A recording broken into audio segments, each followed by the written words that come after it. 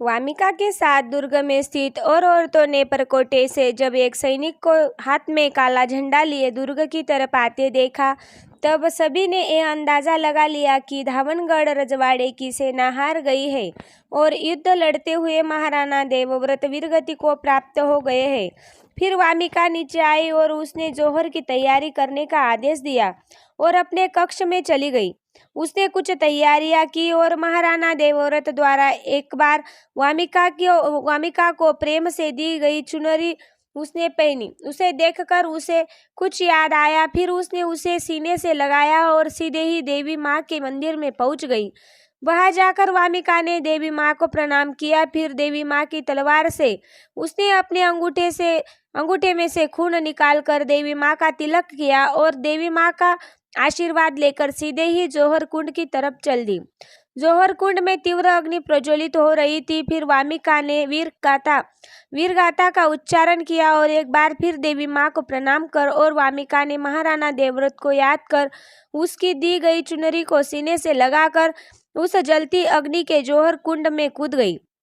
उस समय दुर्ग में परिवार की औरतें और बच्चे नहीं थे, क्योंकि युद्ध में जाने से पहले ही महाराणा देवव्रत ने सभी को अपने काका सा राजसिंह के रजवाड़े में भेज दिया था। उसके काका सा राजसिंह भी धावनगढ़ का साथ देना चाहते थे युद्ध में, लेकिन देवव्रत ने मना कर दिया। महाराणा देवव्रत नहीं चाहते थे कि उसकी वजह से उसके काका भी मुगलों से दुश्मनी ले। महाराणा देवव्रत ने अपने काकासा को विश्वास दिलाया कि अगर मुगलों से जीते तो अपने दम पर ही जीत जाएंगे और अगर हार गए तो उनके दुर्ग में उनका परिवार और परिवार के बच्चे तो सुरक्षित रहेंगे। महाराणा देवव्रत के साथ युद्ध में उसके काका साथ तो नहीं गए थे, लेकिन राजसिंह की सेना गुप्त रूप से युद्ध में गई हुई थी।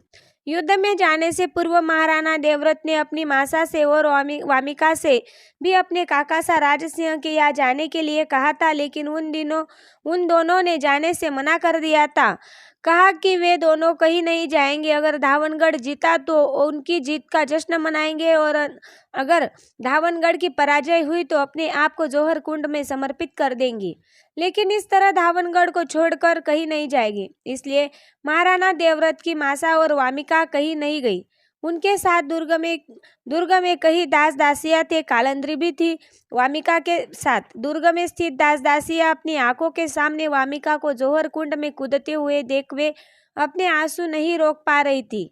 वही कालंद्री के चेहरे पर एक मुस्कान थी। पूरा धावनगढ़ इस बात का शोक मना रहा था कि महाराणा देवव्रत तो वीरगति को प्राप्त हो गए और वामिका ने भी जोहर कर दिया।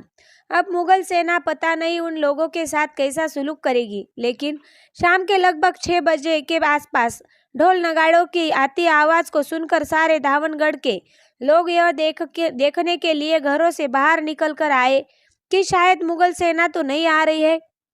वही दुर्ग में स्थित दास दासियां परकोटे से देखने लगी, लेकिन यह देखकर सबकी आंखें फटी की फटी रह गई कि सेना के साथ धावनगढ़ रजवाड़े का ध्वज हवा में लहलहाता हुआ आ रहा था। यह देखकर सबके पैरों तले जमीन खिसक गई। किसी के कुछ समझ में नहीं आ रहा था कि यह सब क्या हो रहा है। वे लोग जो अब देख रहे थे वह सच है या फिर उन लोगों ने जो पहले देखा वह सच था। जैसे ही दुर्ग और धावनगढ़ के नीचे लोगों के पास आती सेना को देखा तो उन्होंने आसानी से पहचान लिया कि यह धावनगढ़ की सेना है। आगे महाराणा देवव्रत चल रहे थे। भाई एक घुड़सवार धावनगढ़ रजवाड़े के ध्वज को हाथ में लिए हुए चल रहा था।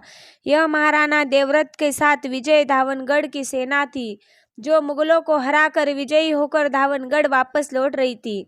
लेकिन सारे धावनगढ़ और दुर्ग में स्थित दास दासी को खुशी की होने की वजह वामिका द्वारा किए गए जोहर का शोक हो रहा था। जैसे ही महाराणा देवव्रत अपनी विजय की ध्वज धावनगढ़ के ध्वज को लेकर दुर्ग के द्वार पर पहुंचे तो देखा कि वहां पर कोई जश्न का माहौल नहीं था। दुर्ग के बाहर खड़े पहरेदारों की मुंह लटके हुए थे। यह देखकर महाराणा देवव्रत थोड़े हैरान हुए और उन्होंने दुर्ग के द्वार खोलने के लिए कहा। पहरेदारों ने दुर्ग का द्वार खोल दिया और महाराणा देवव्रत उसमें प्रवेश कर गए। लेकिन महाराणा देवव्रत ने देखा कि जैसे ही उन्होंने सोचा था वैसा उनकी विजय का कोई जश्न नहीं था। चारों तरफ खामोशी छाई हुई थी, लोगों के चेहरे लटके हुए थे। उसे कुछ समझ में नहीं आ रहा था कि यह सब क्या हो रहा है। कहीं उनकी पीठ पीछे दुर्ग पर कोई भारी विपदा तो नहीं आन पड़ी। यही सोचकर उसने दुर्ग में स्थित एक व्यक्ति को अपनी तरफ बुलाया और पूछा कि चारों तरफ ये खामोशी कैसी है।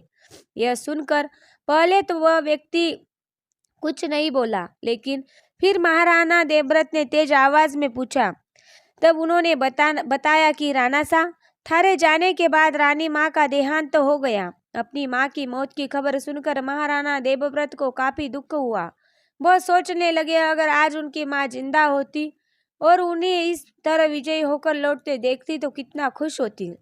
लेकिन भगवान की मर्जी के आगे चलती किसकी है, वह कर भी क्या सकते हैं। उसे इस बात का बड़ा दुख हो रहा था कि वह अपनी माँ को अपने हाथों से अंतिम अग्नि भी नहीं दे सके। फिर महाराणा देवव्रत बोले, तुम लोगों की बाईसा वामिका कटे है। यह सुनकर वह व्यक्ति आगे बोला, राणा साहब। यह कहकर चुप हो गया। तब महाराणा देवव्रत बोले, बताओ। यह सुनकर उस व्यक्ति ने हड़बड़ाकर काला ध्वज हाथ में लिए घोड़े पर सवार उस घुड़सवार को दुर्ग की तरफ आते देख और वामिका द्वारा किए गए जोहर के बारे में बताया, जिसे सुनकर महाराणा देवव्रत के साथ साथ आई सभी विजयी सैनिकों को पैरों तले जमीन खिसक गई।